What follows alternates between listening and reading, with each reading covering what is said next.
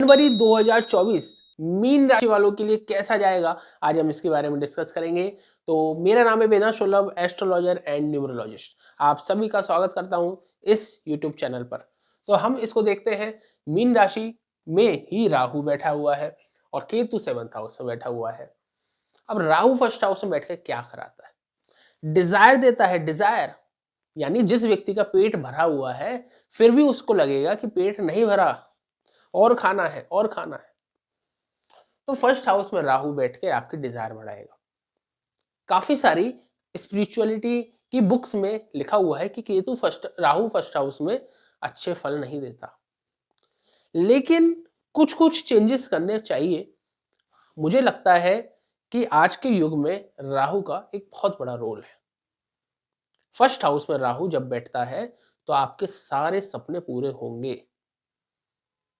ठीक है, लेकिन आपको लगेगा कि मेरे सपने पूरे नहीं हुए, ठीक है। राहु तो यहां पर लगभग 1.5 साल रहेगा, आपका सारे सपने पूरे होंगे, लेकिन लगेगा कि मुझे मेरे को नहीं हुआ, है ना। राहु की खेल ऐसा ही है, यही खेल है। अभी हमने यहां पर देखा 10th हाउस, करियर और रिलेशनशिप की बात करते हैं, तो करियर के स्थान पे सन और मंगल बैठे, यानी अग्नि, दो फायरी प्लेनेट 10th में बैठे हैं, यानी आपके अंदर करियर रिलेटेड एम्बिशन होने वाला है। कुछ लीडरशिप क्वालिटी आपके अंदर रहेगी, कॉन्फिडेंस आपके अंदर रहेगा, अथॉरिटी आपके पास रहेगी, मैनेजमेंट स्किल्स आपके पास होंगी, कोई ना कोई चीजों को लीड कर रहे होंगे।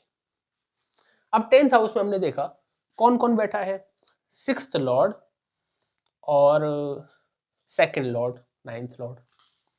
तो ये बात तो क्लियर है कि आपके पास जॉब अपॉर्चुनिटीज आएंगी, जॉब में आपको प्रमोशन मिलेगा। अब सूर्य ग्रह यहां पर बैठा हुआ है। सूर्य क्या है? सूर्य कंपटीशन है, यानी आपके करियर में कुछ कंपटीशन होगा, है ना। जनवरी में कुछ ना कुछ कॉम्पीट आपको करना पड़ेगा। ये 15 जनवरी तक रहेगा। 15 जनवरी के बाद सूर्य ग्रह जब यहां आ जाएगा तब ये नहीं रहेगा। करियर में कुछ कंपटीशन है, अब जब जब फरवरी में आएगा तब हम उसके डिस्कस करेंगे, लेकिन जनवरी में जब सूर्य ग्रह यहां आ जाएगा, सूर्य ग्रह 6th का प्लेनेट है, इनकम के स्थान में बैठेगा, यानी जॉब से इनकम आपको मिलेगी। आप जिधर भी जॉब करते हैं, जिधर भी मेहनत करते हैं, काम करते हैं, 6th हाउस कंपटीशन का है, प्रतियोगिता का है, तो कहीं प्रतियोगिता देने में आपको रिजल्ट मिलेगा, ठीक है।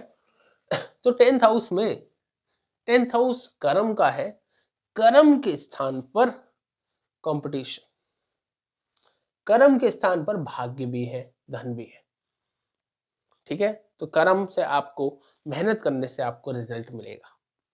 अब हमने शनि को देखा तो शनि 12th में चला गया। 12th हाउस इंपॉर्टेंट है आपका। अब ये तो देखो बहुत समय से ऐसा चल रहा है, लगभग 1-1.5 साल से यहाँ पर शनि यहाँ पर है। अब ये लगभग 1.5 साल और रहेगा, 1 साल से है, 1.5 साल और रहेगा, 2.5 साल का गोचर रहता है। अब शनि जब आपका 12th में है तो इन्वेस्टमेंट इज वेरी इंपॉर्टेंट। अब आप देखो यहाँ पर मंगल ग्रह यहाँ पर है, मैं सिंपल जो बता रहा हूं, इन्वेस्टमेंट करिए, इन्वेस्टमेंट का रिजल्ट आपको मिलेगा। कब मिलेगा?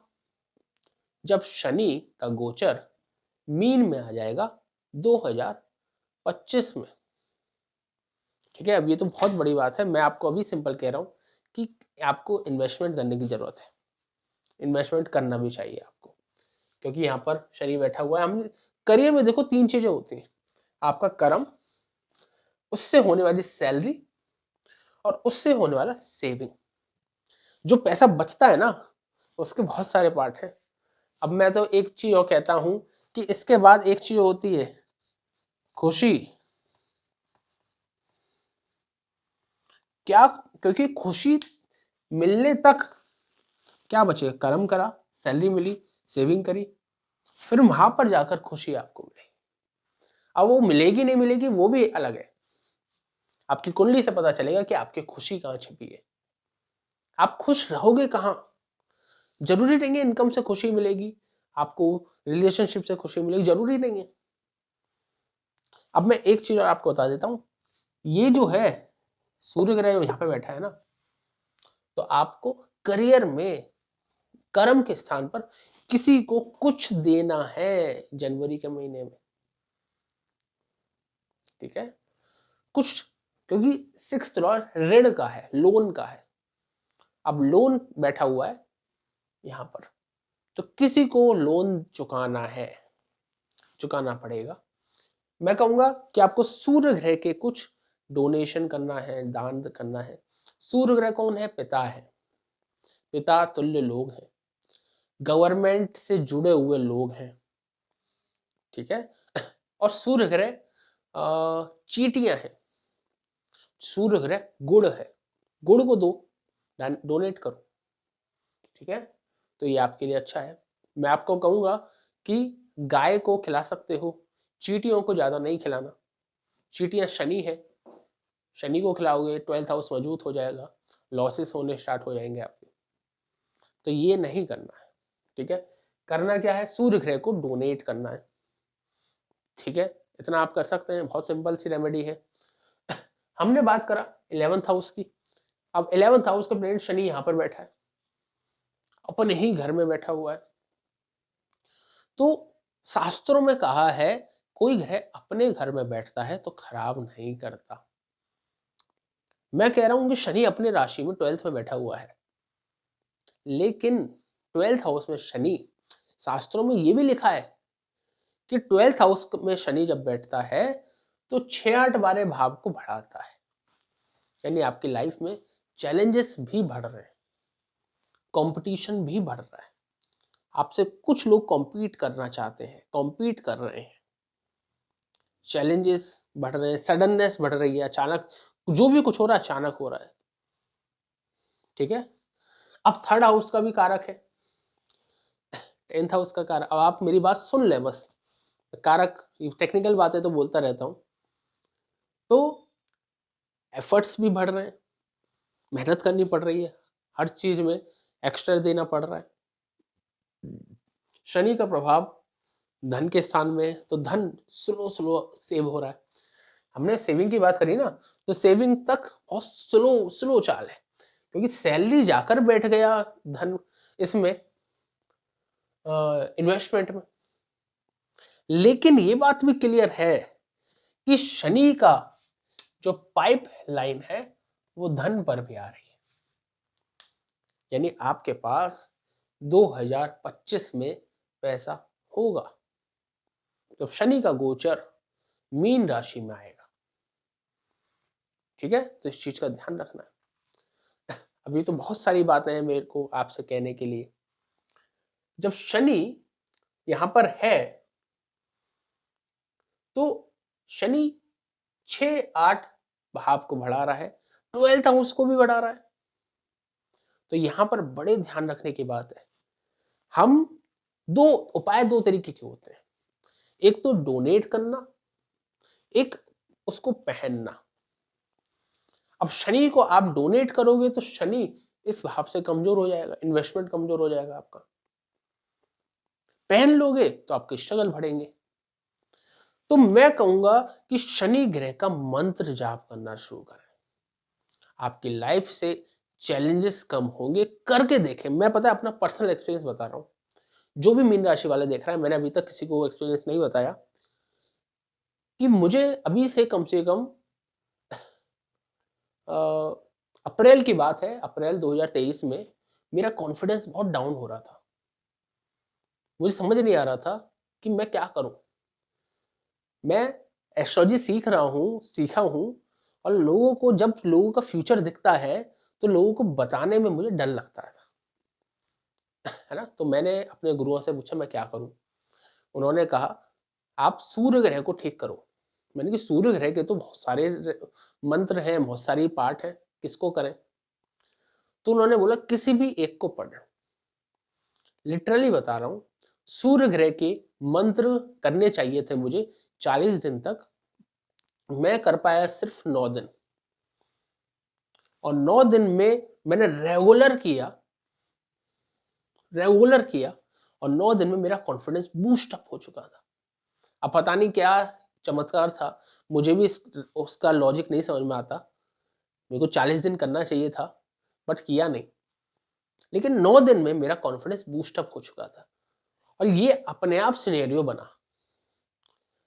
अब हो सकता है कुछ भी रहा हो, कॉन्फिडेंस कैसे बूस्ट अप हुआ, बट मेरे को तो मंत्र ने ऐसा चमत्कार किया। मैं आपको कह रहा हूं, शनि ग्रह का बीज मंत्र ही पढ़ना है।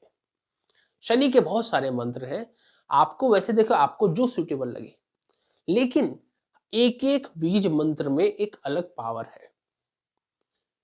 और जितने भी शास्त्र हैं एस्ट्रोलॉजी के, उन सभी ने कहा है कि बीज मंत्र पढ़ें। कहीं भी शास्त्रों में स्टोन की बात नहीं की गई। स्टोन का जो उपाय है वो एक अलग है, वो भी आपको बताऊंगा स्टोन से क्या होता है, लेकिन मंत्र का एक अलग रिएक्शन है।